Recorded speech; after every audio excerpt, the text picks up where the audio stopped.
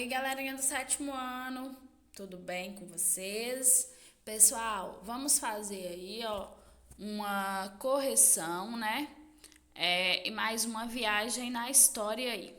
Galera, vamos iniciar a semana 6 aí, aliás, fechar a semana 6 do PET 2, cujo tema é Reforma Protestante. Gente, olha, a reforma protestante, né, foi preconizada aí, né? O pioneiro foi Martinho Lutero.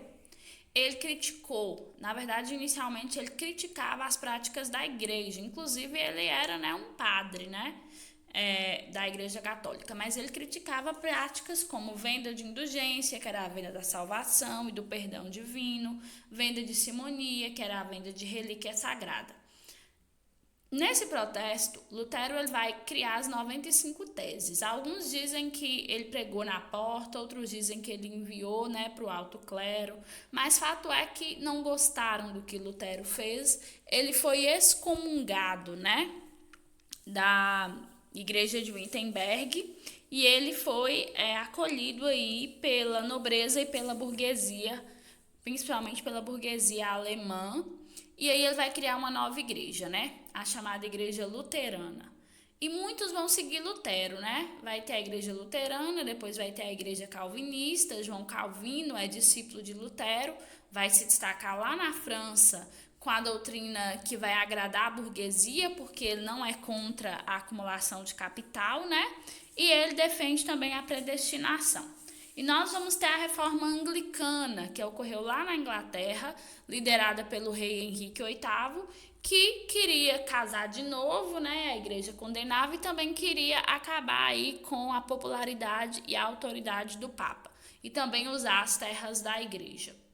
Nós sabemos que a reforma não ocorreu só por causa das questões religiosas, né? Foi influenciada por fatores econômicos e sociais também.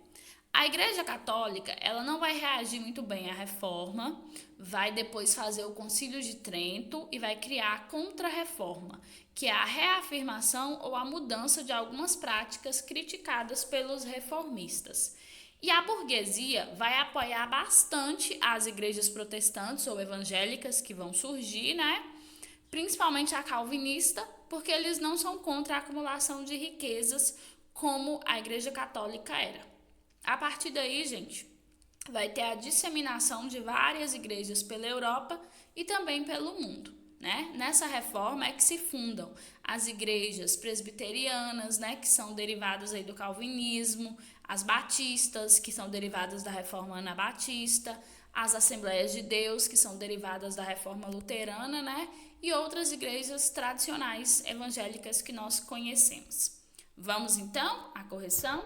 Questão 1. As 95 teses de Lutero foram importantes para a criação de novas religiões cristãs. Escolha 3 pontos que Lutero discorda e explique por que você os considera importantes. Um dos pontos que Lutero discordava era a união entre a igreja e o Estado.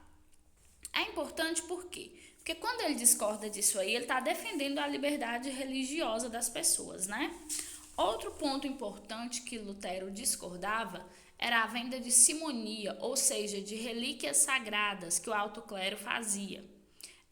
Isso é importante porque quando ele discorda, ele está combatendo a exploração e a negociação da fé, que infelizmente nós vemos até os dias de hoje. Lutero também discordava da venda de indulgências, que era a venda de salvação e de perdão divino, né? Quando ele discorda disso aí, ele está combatendo a negociação da salvação das almas, até porque a Bíblia diz que a salvação vem pela fé, né? E é de graça. O dom é de Deus, é gratuito. Vamos para o 2. A reforma protestante deu início a outras igrejas cristãs. Identifique essas igrejas e explique uma das características dela.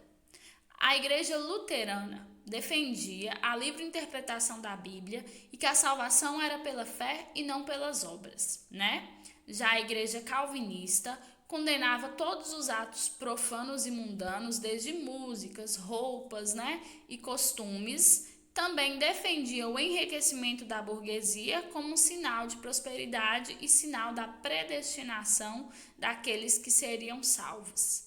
A igreja anglicana, né, tinha como principal característica a ausência da figura do Papa, porque nessa igreja a autoridade era o rei, né? E os dogmas da igreja anglicana eram muito parecidos com o da igreja católica romana.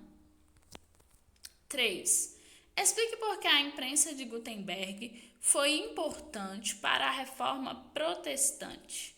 Galera, a imprensa foi importante porque ela permitiu, né, a disseminação e a ampla divulgação das ideias de Lutero. Sem a imprensa, talvez essas ideias não teriam se espalhado tão rapidamente e teria dificultado aí, né, a adoção aí das práticas da reforma e o conhecimento das pessoas aí sobre as ideias de Lutero.